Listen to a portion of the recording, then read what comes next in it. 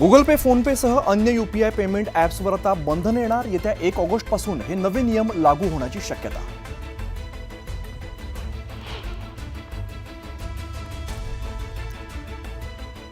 Monsoon रखडल्याने विदर्भाच्या अनेक भागातील तापमानात वाढ. अनेक भागात कमाल तापमान 45 डिग्रीपर्यंत जाण्याचा अंदाज.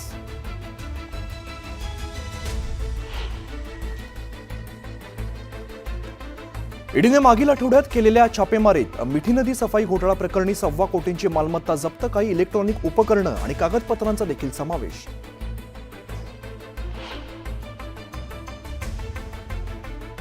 अकरावी प्रवेश प्रक्रिया 27 जून ते 3 जुलै दरम्यान राबवणार. शिक्षण विभागाकडून सुधारित वेळापत्रक जाहीर.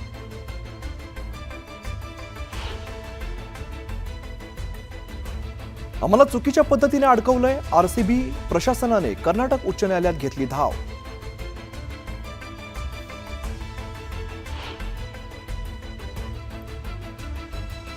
कॅप्टन कूल अशी ओळख असलेल्या भारतीय क्रिकेट संघाचा माजी कर्णधार महेंद्रसिंग धोनीच्या शिरपेचात आणखीन एक मानाचा तुरा. आयसीसी कडून हॉल ऑफ फेम मध्ये समावेश.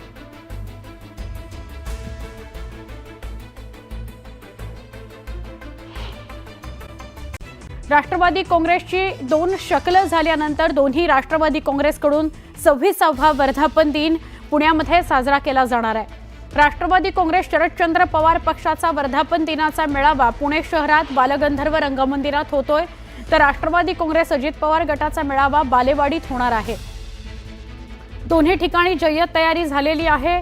सत्तेत असल्यानं राष्ट्रवादी काँग्रेस अजित पवारांच्या मेळाव्याचं नियोजन मोठं जोरदार आहे. पक्षाचे अनेक नेते 2 दिवसांपासून पुण्यात ठाण मांडून आहेत. राष्ट्रवादी काँग्रेस शरदचंद्र पवार पक्षाचे प्रदेशाध्यक्ष जयंत पाटील यांनीही बालगंधर्व रंगमंदिरात नियोजनाचा काल आढावा घेतला होता. शरद पवार यांच्या उपस्थितीत हा मेळावा पार पडणार आहे. बालेवाडीत दुपारच्या सत्रात कॅबिनेट बैठक संपल्यानंतर सगळे प्रमुख नेते पुण्यात येऊन हजेरी लावतील.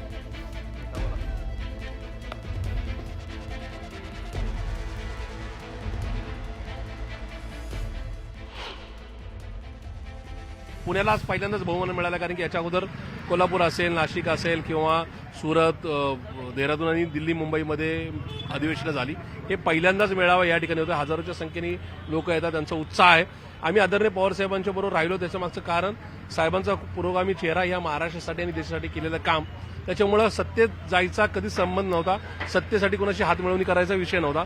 त्यामुळे 2 राष्ट्रवादी एकत्र येण्याच्या ज्या चर्चा आहेत त्या निश्चित अफवा आहेत असं माझं थेट मत आहे. स्वतः रोहित पवार आहेत. दादा, 26वा वर्धापन दिन, राष्ट्रवादी 26 वर्षाची झाली आहे. हो ना, 26 वर्षाची झाली. आणि आज जो काही काळ आपल्याला आधी बघता आला आणि आज जी काय ताकद पक्षाची आहे ती फक्त सामान्य कार्यकर्ते, महाराष्ट्राची तमाम जनता आणि आदरणीय पवार साहेबांचा विचार. त्यामुळे आज इथं आपण जर बघितलं तर हा एक फॅमिली फंक्शन आहे, कौटुंबिक कार्यक्रम आहे. आणि या कौटुंबिक कार्यक्रमाला आम्ही कधी शक्ती प्रदर्शन करत नसतो. इथं सर्व लोक स्वतः येत असतात आणि स्वतः वर्धापन दिन साजरा करत असतात. आणि आज तुम्ही जर बघितलं तर इथं मनापासून उत्साह हा लोकांच्या मनामध्ये आहे. त्यामुळे तमाम महाराष्ट्राची जनता, सामान्य कार्यकर्ते, पदाधिकारी, पवार साहेब आणि सगळेच आमदारपासून माजी आमदार यांना मी मनापासून वर्धापन दिनानिमित्त शुभेच्छा बोलतो. दुर्दैवी आहे की 2 वर्धापन दिन पडतात. एक राष्ट्रवादीचे आज 2 होत आहेत. मागच्या वर्षी यावर्षी 2 वर्धापन दिन होत आहेत. वाईट वाटतंय या सगळ्या गोष्टीचं दादा? शेवटी एक असताना पूर्वी जी होती पवार साहेबांच्या मार्गदर्शनाखाली जेव्हा पार्टी चालत होती तेव्हा आपली एक मोठी ताकद होती. आता दुर्दैव असं की काही लोकांनी मुद्दामून त्या पार्टीला तोडून 2 पार्टी तिथं केलेल्या आहेत. पण ठीक आहे, त्यांनी त्यांचं काम केलेलं आहे. दुसरी पार्टी आज सत्तेत आहे, पण आज लोकांमध्ये राहून आम्ही सर्वजण लढत राहू. त्यामुळे आमची सुद्धा एक वेगळी ताकद आहे, ती येत्या काळामध्ये आपल्या सगळ्यांना बघायला मिळेल. महाराष्ट्राच्या राजकारणात चर्चा पुन्हा रंगताय की आता दोन्ही राष्ट्रवादी अर्थात अजितदादा आणि शरद पवार साहेब एकत्रित येणार, असे काही संकेत आहेत आज वर्धापन दिनानिमित्त? नाही, ही चर्चा अनेक दिवसांपासून आहे. ही फक्त चर्चाच एवढंच या ठिकाणी सांगतो. पण सुप्रियाताईंचं कालचं स्टेटस पण असं होतं की सहन करायला शिका. आता सुप्रियाताई आता आलेल्या आहेत, कारण का एखादा व्यक्ती जेव्हा व्यक्त होतो तेव्हा तो क्षणामध्ये काय विचार करतो त्याच्यावर तो विषय असतो.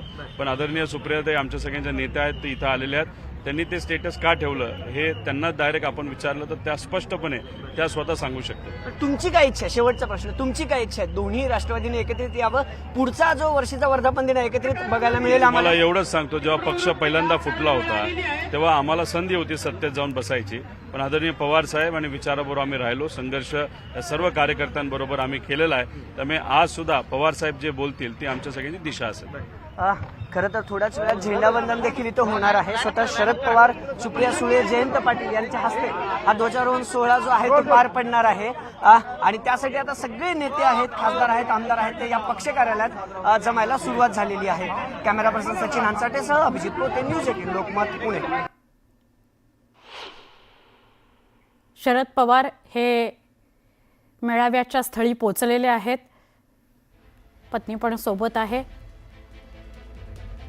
पुण्यामध्ये बालगंधर्व रंगमंदिराच्या परिसरात शरदचंद्र पवार पक्षाचा मेळावा होतोय. 26वा वर्धापन दिन आहे, त्यानिमित्त हा मेळावा आहे. घटनास्थळी म्हणजेच बालगंधर्व रंगमंदिरात शरद पवार पोचलेले आहेत. त्यांच्या हस्ते आधी झेंडावंदन होईल आणि त्यानंतर कार्यक्रमाला सुरुवात होईल. थेट दृश्य बघतोय आपण ही शरद पवार बालगंधर्व रंगमंदिरात पोचल्याची. नुकतेच ते पोचलेले आहेत. सगळे मान्यवर आधीपासून उपस्थित होते. दृश्यांमध्ये अंकुश काकडे दिसत आहेत. आता सगळे कार्यक्रमस्थळी आज जाताना आपल्याला दिसत आहेत. 2 राष्ट्रवादी काँग्रेस आणि 2 वर्धापन दिन. एक आहे बालगंधर्व रंगमंदिरात शरदचंद्र पवार पक्षाचा. पुणे शहराच्या कार्यालयामध्ये ते पोचलेले आहेत.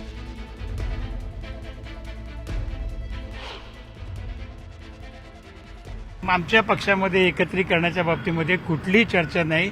जी चर्चा आहे ती फक्त तुम्ही माध्यम चालवतात. आमच्या पक्षामध्ये एकत्रीकरणाच्या बाबतीमध्ये कुठलीही चर्चा नाही. जी चर्चा आहे ती फक्त तुम्ही माध्यम चालवतात. प्रतिक्रिया सुद्धा दिली अंकुश काकडे यांनी. पुढे जाऊया. राष्ट्रवादी काँग्रेसच्या खासदार सुप्रिया सुळे यांनी त्यांच्या व्हॉट्सॲपवर ठेवलेल्या स्टेटसची चर्चा सध्या जोरदार सुरू आहे. आपल्यावर अन्याय होत असताना सहन करायला शिका, असं सुप्रिया सुळे यांनी त्यांच्या स्टेटसमधून म्हटलं होतं. त्यामुळे सुप्रिया सुळेंचा रोख नेमका कुणाकडे होता याची जोरदार चर्चा आहे. आईला सगळंच माहिती असतं. माझे पालक क्वचितच मला सल्ला देतात. आईनं मला जो सल्ला दिला तीच गोष्ट मी रोज स्वतःला सांगते. सहन करायला शिक. आपल्या डोळ्यासमोर अन्याय होत असतो, आपण प्रयत्न करत राहायचे.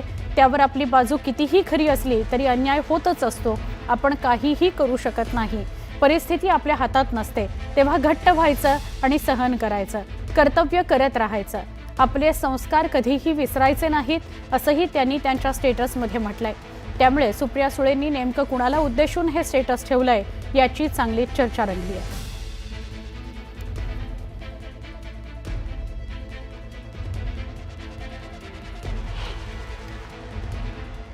मन घट्ट हे महाराष्ट्रातल्या जनतेला आहे की महाराष्ट्राच्या जनतेला आज आपण पाहतो, काल झालेला रेल्वे अपघात असेल, हुंडाबळी होतात, महिलांवरती अत्याचार होतात, हे सगळं सहन करू नका. पण त्यात परिस्थिती आपल्या सोबत नसेल तेव्हा मन घट्ट केलं पाहिजे, सहन करावं लागतं. नाही, संस्कार हे फक्त सोडायचे नाही असं नाही बरंच काय म्हटलंय. प्रत्येक पक्षाला, प्रत्येक पक्षाच्या कार्यकर्त्याला बळ मिळालं पाहिजे. त्यांनी आपलं मन घट्ट केलं पाहिजे. ज्या पक्षामध्ये आहोत त्या पक्षामध्ये आपण ठामपणे उभं राहिलं पाहिजे, अशा प्रकारचा तो संदेश आहे. तुमचं कालचं स्टेटस देखील चर्चेचा विषय बनलेला आहे. ज्या स्टेटसमध्ये तुम्ही म्हटलं होतं की सहन करायला शिकलं पाहिजे. हो बरोबर आहे ना. मी माझ्या आईचा रेफरन्स दिलाय त्याच्यात. कोणत्या अनुषंगाने तुम्हाला म्हणायचं होतं? लोकशाही आहे, लेखकाला लिहायचा अधिकार आहे. पण सहन करावं लागतं असं सुद्धा त्याच्यामध्ये तुम्ही म्हणताय. शिकवण आहे असं काय नेमकं?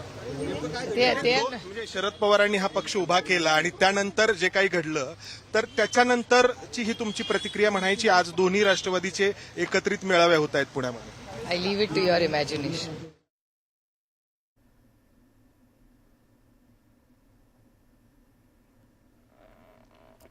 वाढत्या लोकल अपघाताच्या त्याआधी आपण थेट वाढत्या लोकल अपघाताच्या निषेधार्थ ठाण्यामध्ये मनसेनं धडक मोर्चा काढलेला आहे. लोकल अपघातानंतर मनसे आक्रमक झालेली आहे. मनसेचा हा धडक मोर्चा आपल्याला बघायला मिळतोय. आमचे प्रतिनिधी अजित मांढरे आपल्या सोबत आहेत. अजित. वरनं मनसेनं मोर्चा काढलेला आहे. ठाणे पश्चिमेतील गावदेवी मैदानापासून ते रेल्वे स्थानकापर्यंत हा मोर्चा असणार आहे. तिथे जे DCM असतील रेल्वेचे त्यांना निवेदन दिलं जाणार आहे. ज्या पद्धतीनं मध्य रेल्वेचं सगळ्यात गर्दीचं ठिकाण ठाणे आहे, मुंब्रा आहे, कळवा आहे, तिथं वारंवार ज्या घटना घडतात, लोकांचे जीव जात आहेत, यामध्ये रेल्वे प्रशासनाने वेळेत लक्ष घातलं असतं तर कालची घटना घडली नसती असा आरोप करत निषेध करत रेल्वे प्रशासनाचा जाहीर निषेध म्हणून मनसेनं मोर्चा काढलाय. आपल्यासोबत महिला कार्यकर्ते काही आपण निषेध करता रेल्वेचा नेमकं म्हणणं काय आपलं?